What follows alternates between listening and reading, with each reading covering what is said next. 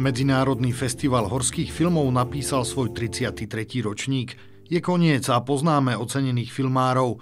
Porota to mala opäť mimoriadne ťažké, keďže vyberala z 50 snímok z celého sveta.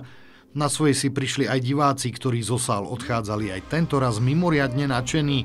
A to určite robí radosť aj samotným organizátorom, ktorých potešila účasť i záujem verejnosti. Ten počet divákov budeme mať taký ako minulý rok minimálne, lebo však kinosály boli plné, síce dopoludňajšie boli troška menej divákov, ale myslím si, že ako môžeme byť spokojní.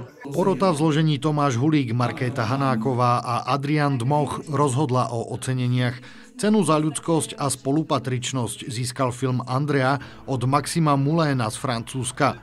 Cena za dosiahnutie vzájomného porozumenia v extrémnych podmienkach putuje taktiež do Francúzska Mathieumu Rivoirovi za film K2 Moja láska. Opäť do Francúzska odišlo čestné uznanie Žilémovi Broustovi za snímku Budúcnosť lezenia. Čo sa týka filmárov, tá kvalita ide stále dopredu a tie snímky sú nielen po filmárskej, ale samozrejme aj čo sa týka scenaristiky sú čoraz lepšie a tie príbehy sú určite zaujímavejšie a putavejšie. Tak to bolo aj s oceneným filmom Alpské dobrodružstvo od švajčiarskeho režiséra Aurelia Gonina. Nuža dočkali sa aj Slováci. Cenu poroty totiž získala slovenská snímka Horský život režiséra Rastia Hatiara. Nuža hlavná cena poputuje do susedného Rakúska režisérovi Jonovi Glasbergovi za film Leskyňa, a to s jedným veľkým posolstvom. Motivací pro spoustu nových mladých lesců nebo i mladých lesců i starších lesců, že je dobré používat přilbu. Na festivale sa predstavila aj slovenská filmová legenda Pavol Barabáš, ktorý si odniesol cenu diváka. Fakt som nečakal túto cenu, lebo nie je o žiadnom veľkom výkone ani o nejakom materiálne.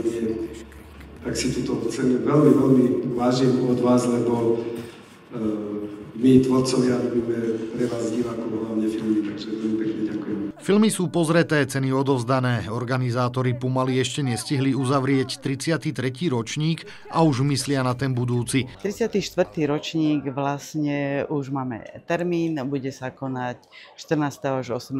oktobra 2026 a samozrejme ako dá sa povedať, že ešte neuzavrieme jeden rok a už ideme vlastne na druhý ročník, takže tak sa to tak prepojí jeden s druhým, jeden uzatváranie a druhý príprava.